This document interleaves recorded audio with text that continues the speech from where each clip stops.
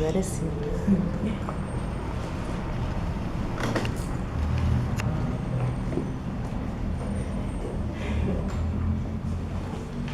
Vocês poderiam talvez começar com as perguntas que vocês formularam. Quer começar, Ricardo? Pode ser uma primeira pergunta. Como o senhor para o líder político do religião?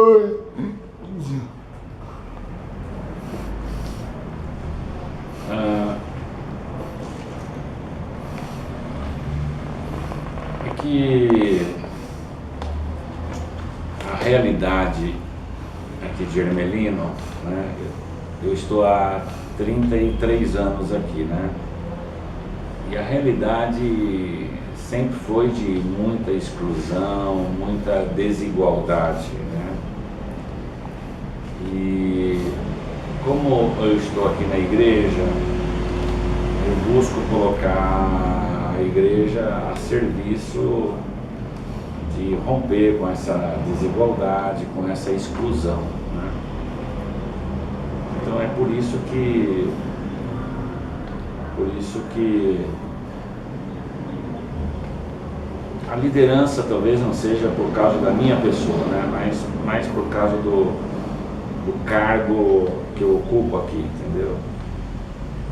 Que é uma comunidade muito dinâmica, né? Ela tem um potencial de reunir pessoas, de mobilizar, de motivar as pessoas a superarem essas desigualdades, né?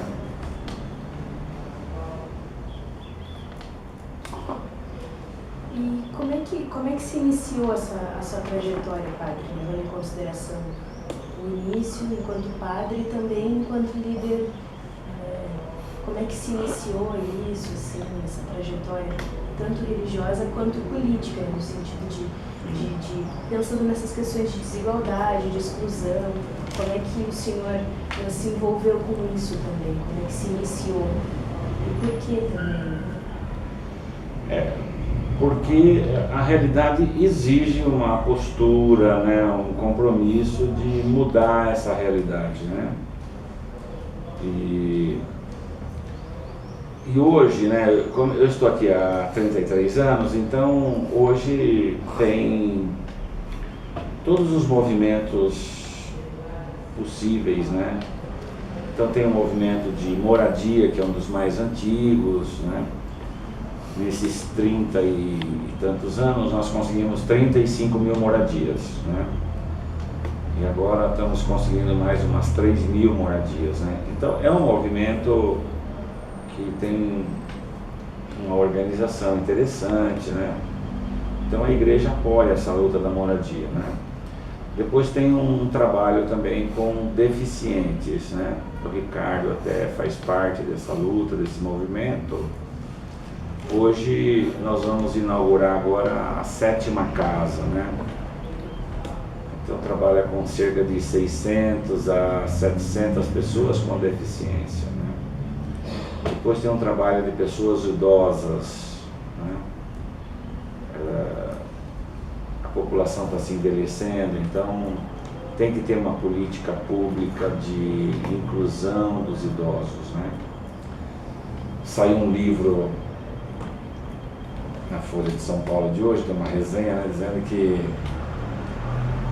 um escritor dizendo que o que está acontecendo com os idosos no Brasil e no mundo é um massacre, né? O modelo de exclusão dos idosos, né? Então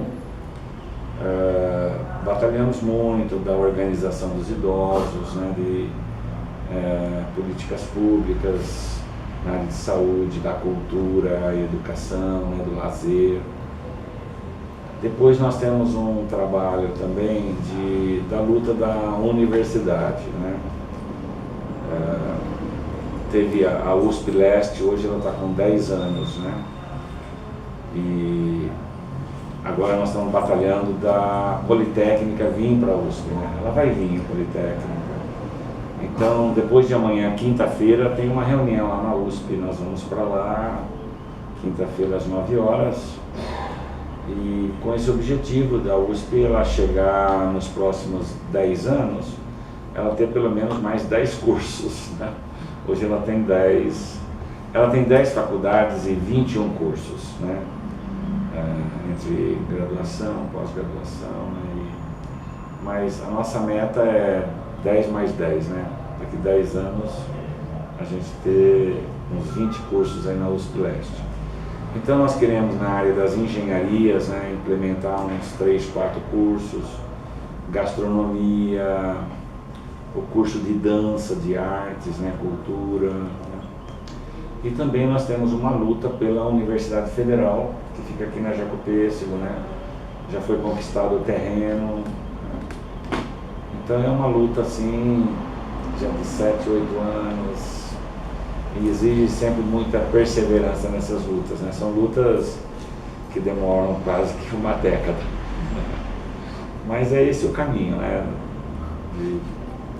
Também nós temos uma luta de construir uma escola para autistas, né?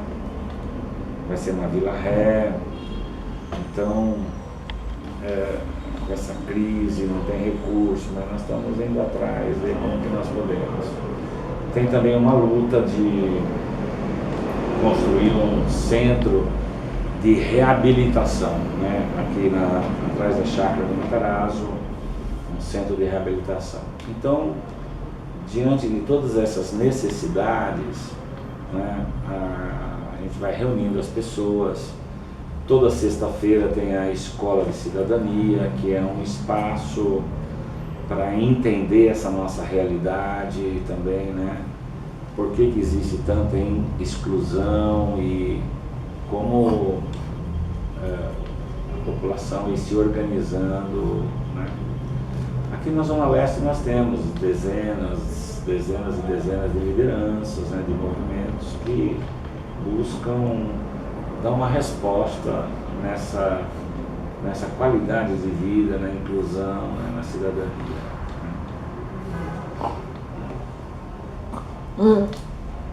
Como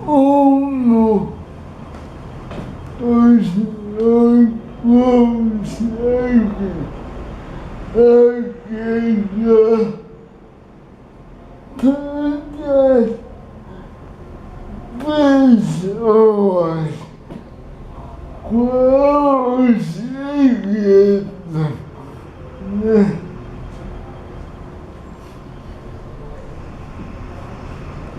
Coloca a igreja. Como o senhor consegue agregar tantas pessoas? Assim, qual o segredo do senhor conseguir? Tanta gente que está do seu lado ajudando. Aqui, antes de eu chegar aqui, já existia essa comunidade, né? Ela está geograficamente num ponto estratégico, né? E pelo acolhimento que tem, né? E diariamente vem pessoas aqui, né?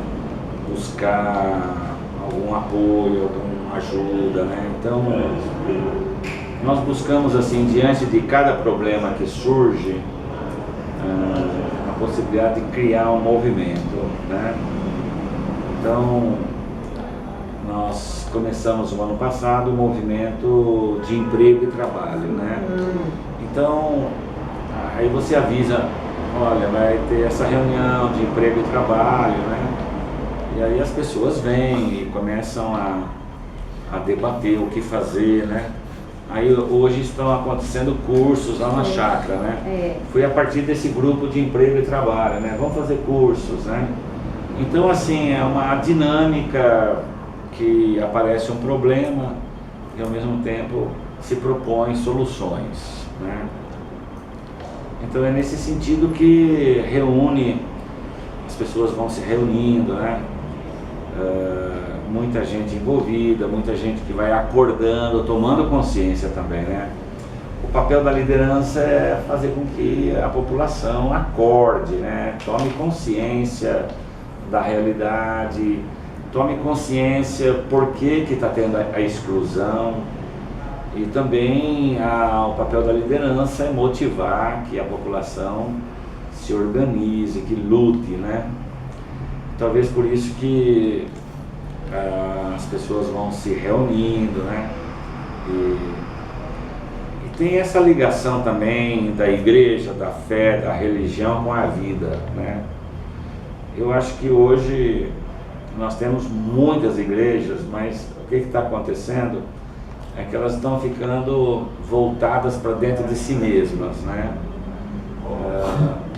As igrejas, as religiões, elas precisam ter esse papel das lideranças, né? De animar para que as pessoas... Não é possível, né, ter tantas igrejas e ter tanta violência, né? Não você ter tantas igrejas e tanta gente vivendo numa situação dramática, né? Então, aqui a gente busca, assim, trabalhar essa parte da religião, da igreja, ligando. Tudo que nós fazemos é político, é política, né? A palavra política na sua raiz, polis, cidade, né? Então a religião ela tem que contribuir de construir uma cidade, uma polis, uma política humana, justa, igual para todos, né? Não é possível tantas igrejas no Brasil e tanta desigualdade social, alguma coisa está errada, né? Então a liderança ela não pode, liderança religiosa, ou liderança política, liderança social, ela não pode deixar com que a sociedade continue igual. Ela tem que ajudar a despertar, mas... E as igrejas têm um potencial para isso, as religiões, né? Só que eu sinto que ainda há um fechamento muito grande, né? Ainda dizer, isso é política e essa é religião, é separado. Não é verdade. Todo mundo faz política, não é? Para o bem ou para o mal. Então é nesse sentido que o Ricardo pergunta, né? A gente reúne e as pessoas são sempre muito motivadas a participar mais, né? E nessa perspectiva de liderança, o senhor tem alguma referência a seguir, no caso, para nortear a forma do senhor agir enquanto líder, tanto religioso quanto político? Olha, da parte assim religiosa, eu acho que Jesus Cristo, né, ele tem uma proposta revolucionária, né? Quando ele diz assim, olha, eu vim para que todos tenham vida e vida em plenitude, né? Isso é a essência do cristianismo, né? Então, ter essa preocupação com a vida de todos, né? E que não é, mas que tem uma vida em plenitude, né? Quando Jesus diz, eu vim para servir e não para ser servido, né? Quando ele diz que buscar em primeiro lugar a justiça e o reino, né? Em primeiro lugar, não a religião, a igreja, o cristianismo, né? Então, em Jesus Cristo, Jesus é um, se a gente quiser usar um líder, né, revolucionário do ponto de vista de humanizar a pessoa, de humanizar o mundo, né? Depois eu vou passar para vocês um livro de uma pessoa que nós acabamos de lançar, né? Quem foi um grande líder aqui, que a gente tem uma luz muito grande, foi um bispo chamado D. Paulo Evaristo Arnes, né? Ele foi cardeal em São Paulo, bispo durante 30 anos, de 1970 ao ano 2000. E ele foi um bispo assim que ele colocou toda a igreja a serviço mesmo da vida das pessoas, das periferias mais pobres, né? E ele veio aqui há 15 dias atrás, ele está com 94 anos, bem velhinho, né? Então, assim, ele foi para mim, pessoalmente, um modelo de pessoa, né? De uma doação incrível. Então, e também passou um outro bispo que foi chamado D. Angélico. E nós fizemos um livro dele também, sabe? D. Angélico. D. Angélico até hoje, ele está com 80 e poucos anos. De vez em quando ele passa aqui, né, a gente convida.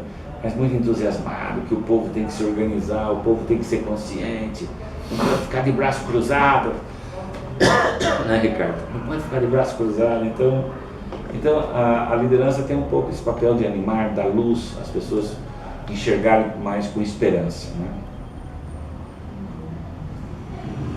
E nesse sentido, padre, o senhor acha que no decorrer da sua trajetória, primeiro o senhor se envolveu com a religião e depois veio a militância política, ou teve alguma militância anterior? Não, sempre foi a partir da religião, da igreja, né? Eu entrei para o seminário com 14 anos, né? Então, era bem jovenzinho, né? E depois eu estudei em São Carlos, é uma cidade aqui do interior, 6 anos, fiz lá o ensino médio, a filosofia. Aí eu vim fazer teologia aqui em São Paulo, né, os últimos 4 anos. Me ordenei com 25 anos, padre, e sou padre há 37 anos. Aqui eu estou há 33, eu fiquei na Vila Ré, Vila Granada, 4 anos. Né? Então todos esses 37 anos foi muito assim de estar animando as lutas, né? Quando eu cheguei na Vila Granada, a primeira coisa que a comunidade pediu lá foi um posto de saúde, né? E há pouco tempo teve lá agora 30 anos do posto de saúde, né? Foi uma luta muito interessante nesses 4 anos que eu fiquei lá, né? Aí quando eu cheguei aqui, a primeira coisa que a comunidade pediu, um hospital, né? Então esse nosso hospital aqui foi uma luta intensa, né? Foi uma luta que começou em 1983 e terminou em 1989, 7 anos de luta assim, do hospital, né? Agora continua a luta porque o hospital não funciona direito, né? Então, é uma luta assim permanente, né? Então a religião, ela tem um potencial de amor à vida muito grande, né? E aí é um pouco das pessoas que são religiosas abrirem os olhos, né? Domingo vai ser o evangelho aqui que Jesus faz uma pessoa cega enxergar, né? Mas não é um cego, é no sentido metafórico, que ele enxerga, mas ele acha que tudo é normal no mundo. Não é normal, né? Não é normal uma pessoa ir no hospital e morrer antes da hora, entendeu? Esses últimos 2 meses tivemos 2 pessoas que vieram aqui, uma jovem de 25 anos que foi ter a criança e a família falou, foi um assassinato da minha filha, entendeu? Há uma semana foi sepultada uma pessoa aqui que foi fazer a cirurgia e muito mal feita, deu infecção e morreu a pessoa, né? Deixou 2 adolescentes. Então assim, isso não é normal, mas as pessoas às vezes vão falando, isso é a vontade de Deus. Não é a vontade de Deus, né? Jesus veio e falou, eu vim para que todos tenham vida. Então o papel da religião é as pessoas começarem a enxergar, né? Eu acho que um grande desafio das lideranças hoje, liderança política, social, religiosa, é ir na raiz do mal, entendeu? Por que as pessoas estão morando de forma indigna em favelas, cortiços, moram ao lado do esgoto ou em cima do esgoto, né? Tem que ir na raiz desse mal, entendeu? E quem vai na raiz do mal é perigoso, por isso que mataram Jesus. Se Jesus achasse tudo normal, ele ia viver uns 70, 80 anos, né? Então quando se diz assim, né, livrai-nos, reza no Pai Nosso, livrai-nos do mal, né? Então, ir na raiz do mal. Qualquer programa de televisão que vai na raiz do mal, esse cara não continua nem mais um dia na televisão. Todos os programas religiosos de televisão, todos os programas notícias, Globo, tudo isso daí, é para manter a sociedade como está, né? E nenhum programa da Rede Globo vai orientar a população a dizer para ir na raiz do mal, senão vai chegar neles, entendeu? Eles são, né? Então o grande desafio que hoje, por isso que a gente tem a escola da cidadania, né? As pessoas acordarem na raiz do mal, né? Por que não tem creche na cidade mais rica do Brasil? Né? Por que milhares de jovens aqui na periferia estão fora da escola? Mas ninguém fala por quê, só fala do problema. Né? O Datena, ele só fala do problema que tem a violência. Ele não tem coragem um minuto dele falar por que existe essa violência. Porque ele se alimenta da violência. Ele é um gavião, como se diz lá na minha terra, ele é aquele que chupa o sangue, é o sanguessuga.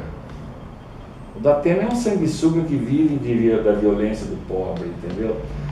Vê se ele fala da violência do rico. Né? Só fala da violência. E o Datena só mostra que o pobre que é responsável da violência.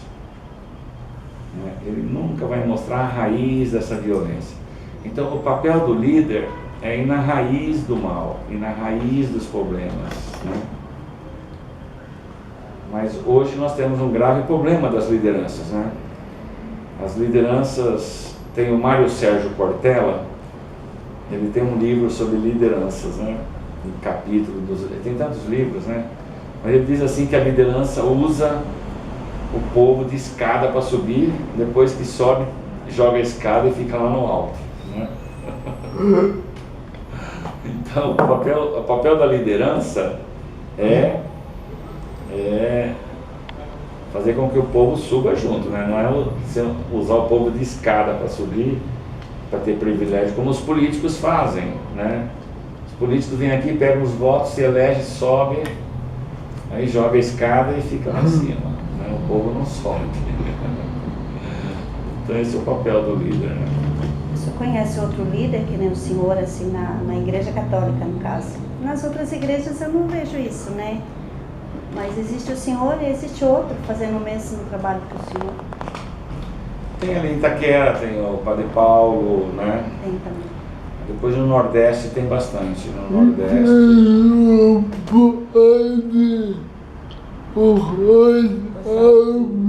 Rosalvino. Padre Rosalvino, né? Também, né?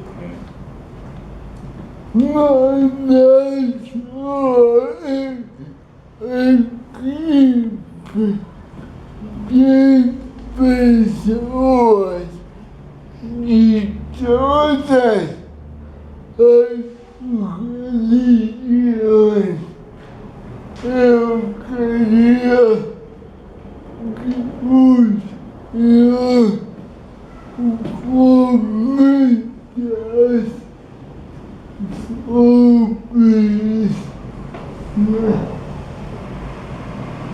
Na sua equipe tem pessoas de todas as religiões, né? Tem. E aí ele queria saber, nós, né?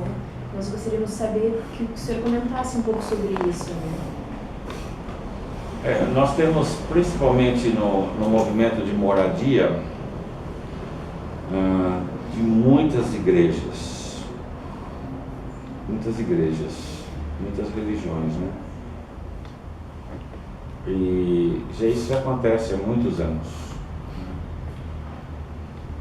E nós trabalhamos numa palavra que chama ecumenismo, né?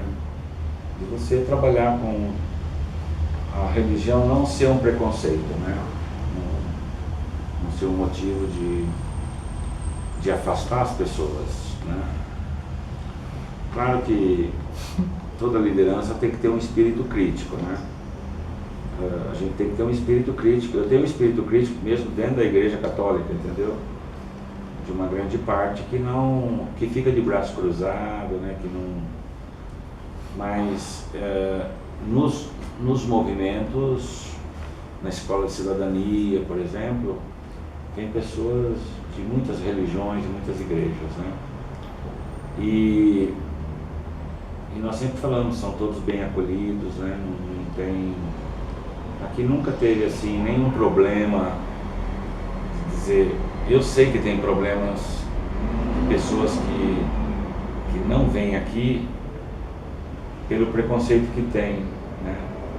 Mas nós temos no movimento de moradia uma grande parte é de outras igrejas, de outras religiões, mas também elas vão compreendendo, né, que a fé, a religião não é nenhum motivo para se dividir, né?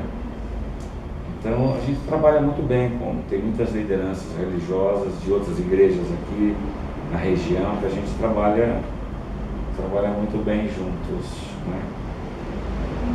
Eu me lembro na moradia, está fazendo já um tempo, veio uma senhora que ela tinha conseguido a casa, né?